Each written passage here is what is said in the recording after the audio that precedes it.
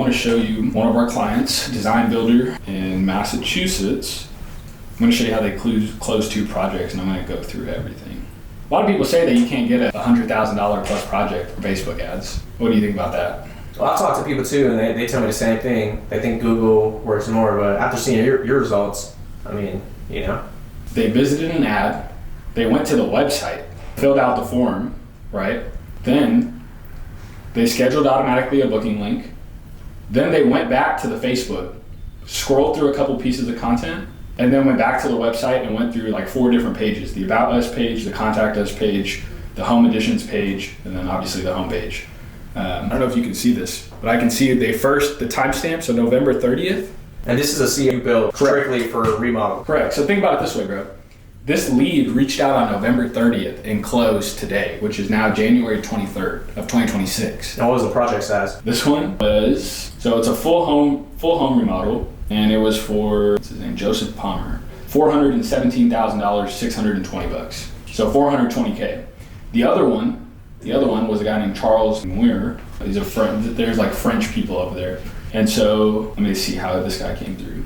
So this guy came through, he filled out like the Facebook lead form directly. So not through the website. This guy just filled it out through there, and he did it on October 9th. So it's like 4 months till this guy closed. So that's what I'm saying. People, that's why like these performance trials and all these things with marketing companies, it's like a 30-day thing. It's tough because like that lead came back then, almost 4 or 5 months ago. They just closed them today. But that job was, how much was that job? Did I say? That job was... The first one was $417, the second one was... $253,819. And so, what is that? Like, it's almost $700,000, bro. $700,000 in revenue. And one came through a Facebook lead form and one came through the website. And the thing is, like, that literally shows, like, one person, you have a type of customer who an ad will get them, but then you have another customer who's gonna look through all your shit before they close and compare you. And so that's why there's companies, bro, who their website's not good, or at least it doesn't look professional. It doesn't look like one of the better options. It looks like the worst option. So if they're comparing like 3 bids, it's like, if their website was trash, would they have closed? They might have closed the first guy, but they wouldn't have closed the second guy. Or they would have closed the second guy, but not the first guy, because the first guy seems like somebody who's wants to research. Well researched. Yeah, and it makes sense, bro. I can say the same thing about Google ads. Yep. Like seeing the Google ads, like, you know, seeing a company that has hundreds of Google ads, and then seeing a company that has like, you know, talking about reviews. Yeah, I mean, I said Google ads, but Google reviews. Let me say that again. I say Google ads. Yeah. I can say the same thing about, you know, companies that with Google reviews. See people with reviews of companies that have like, you know, 100 to 200 reviews, and I see, you know, smaller companies that, you know, have like 8. And typically those companies are the ones that are, you know, are saying like, oh, we're not closing the job. It's like, bro, you have 8 Google reviews, and you're losing to the company that has 200. Like, what do you expect? You know? They have 8 Google reviews, bro, and they'll be in a city like Dallas, where it's like, bro, there's people in Dallas who've been in business for 30, 40 years that you're going to compete against. And like, you wonder why you can't charge a premium price, because no one wants to. The thing about the Google reviews is like, there's a lot of ways. You just got to ask. But most people don't even do good work, so they don't want to ask people for the Google review, because they know that they'll leave a 3-star review rather than a 5-star. So they only ask when they're confident that the person is going to give them a 5-star. But yeah, I mean, like this was a super simple funnel, bro. Like both of these were related to if you have a growing family. Like the ad was if you have a growing family, like remodeling your house is cheaper than moving. So it makes sense to either do an addition or a full home remodel, and you can increase the value of your home at the same time. So it's cheaper than moving. You need to do it anyway. You have a growing family, and it increases your home's value when you sell it. So it's like you can make your money back typically. And these leads came in November. Now October, November. Yeah. October, November. So it took about around 3 months for them to actually close the job. Correct. So that's why people don't understand. That's what I was talking about, the planting seeds. It's like, if you're just depending on referrals, bro, like this is stuff that you can have in the background. It's not going to close right away. But the problem is that companies don't want to spend money for 4 months, but they don't realize they want to see instant results. They don't want to be patient with it. Yeah. That's why they're like, no, I already tried it. It didn't work. It's like, no, were you actually patient with it? Because I see a lot of these companies, they'll tell me like, oh yeah, we tried it. Didn't work. It's like, how long did you actually try it for? Yeah. Or, you know, who was doing it for you? And this company's budget, bro, is not big in terms of ad spend. Like, we're not spending tons of money. I think we're spending like $3,000 a month on ads, but it wasn't even like that in the beginning. We started smaller and we built it up. So my thing is like, they just need to commit to a budget, bro, that they're willing to spend like I'm willing to spend this no matter what just to market my brand and get it out there.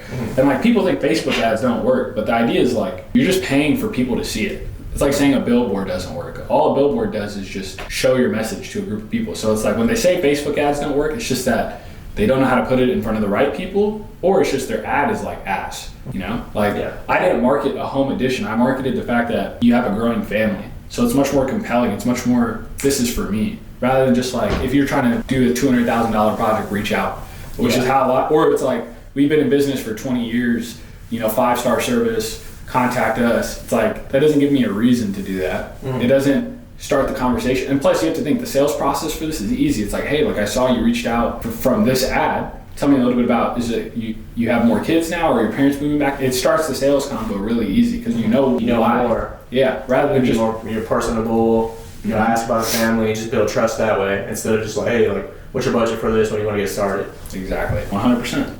And that's the thing is like the beauty is like I can go through all of Alston's closed contracts and I can look and see what ads got them, what we spent to get them, and then what the average ticket was. So I can even see like which ads got us the biggest projects, which ads got us the most projects. I can kind of see and I can start to make inferences and I can understand it.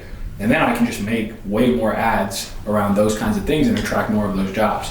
And the reason why I was saying niching down is Alston that's what their niche is, the home additions, full home remodels. So as you focus and you do a bunch of those projects, you just market those projects. The people who do a little bit of everything, it's like they have one kitchen remodel, they have one bathroom, so like they don't have enough proof to show that that's what they do over and over and over and over and over. It's like the marketing companies, bro, that are generic, they work with everybody.